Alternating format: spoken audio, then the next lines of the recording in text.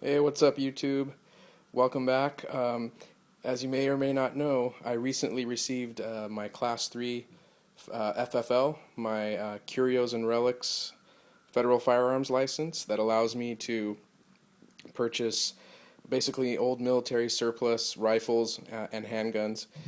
In California, I cannot order the handguns through the mail. I can only buy them in person. I can buy them out of state, but I can only bring them in with me or UPS it to myself if it's a handgun, and then I have to register it within 5 days with the DOJ here. But I can still buy any, I shouldn't say any, but most Curio and Relic C&R eligible rifles that are over 50 years old. And this is my first little purchase.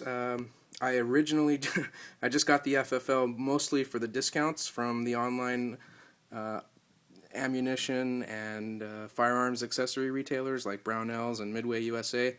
It turns out that the discounts are actually not as steep as I thought they would be.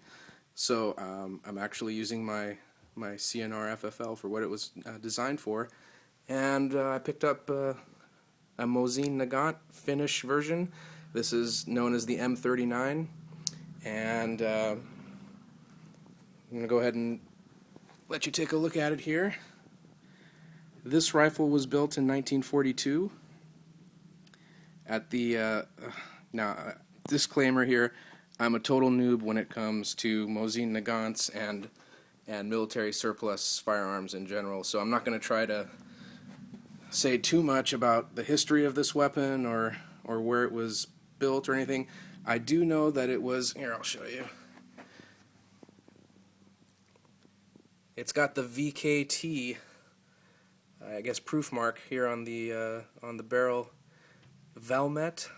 I'm probably mispronouncing it, but it's the Finnish M39 1942 for a weapon that's almost 70 years old. I think it's in pretty darn good condition. I actually do not have to refinish the wood. I'm just going to leave it the way it is. And you can't tell on the camera, but the wood is really smooth. No serious defects. Take a look here. And I'm pretty happy with the condition that this rifle's in.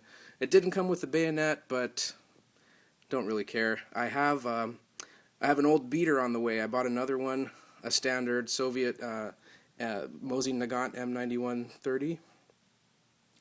Or is it just 9130? Forgive me if I made a mistake there. For $90, just like one of your typical Soviet Mosins. That's on the way, and that's the one where I think I might install just a little scout scope on there. This one I'm not going to touch. I'm just going to leave it the way it is. I've cycled the bolt a few times, and it is pretty sticky, but I think a lot of these rifles are like that. A lot of the Mosins. So anyways, I can't wait to take this thing out and shoot it. It's probably going to be a few weeks before I have time to do that, but yeah, I'm definitely looking forward to seeing what this thing can do. And yeah, it wasn't that cheap for a C&R rifle. I think it was about $220, $230, and I paid another $10 for the hand select option, where somebody actually goes in and tries to give you the best one out of a lot of 10 or 15 rifles. So it's hand selected. I think for $10 it's well worth it, and I'm pretty happy with what I got here.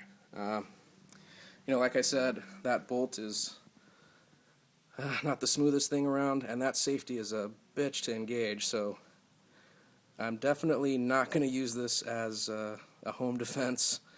I wouldn't use a rifle of this caliber for home defense anyways, but you know what I mean. I would not use this for anything more than just for fun, just for fun, shooting it for fun, and I don't hunt, so I'm not really going to use it for that.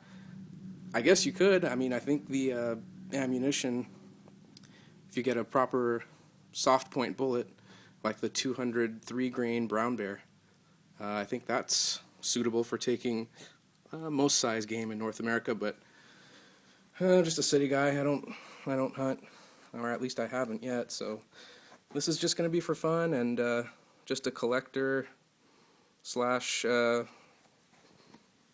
fun gun to shoot. It's not like it has a lot of collectible value, but it's an interesting piece to add to the collection.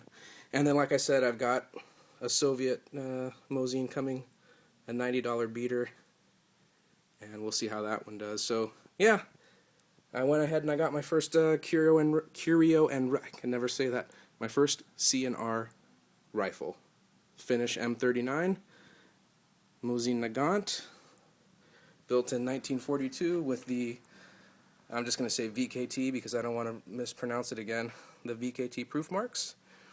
And we'll see what she can do in a few weeks. So, oh yeah, and I got some surplus ammunition for it as well. Your typical 440 round spam can. I picked this up online for $90, shipping and everything. $90 out the door for 440 rounds. It's a pretty damn good deal. So we'll see what it can do. All right, guys. There you go. One last look, and yeah. I'll keep you posted, and I'll show you the old Soviet when it comes in. All right, take care.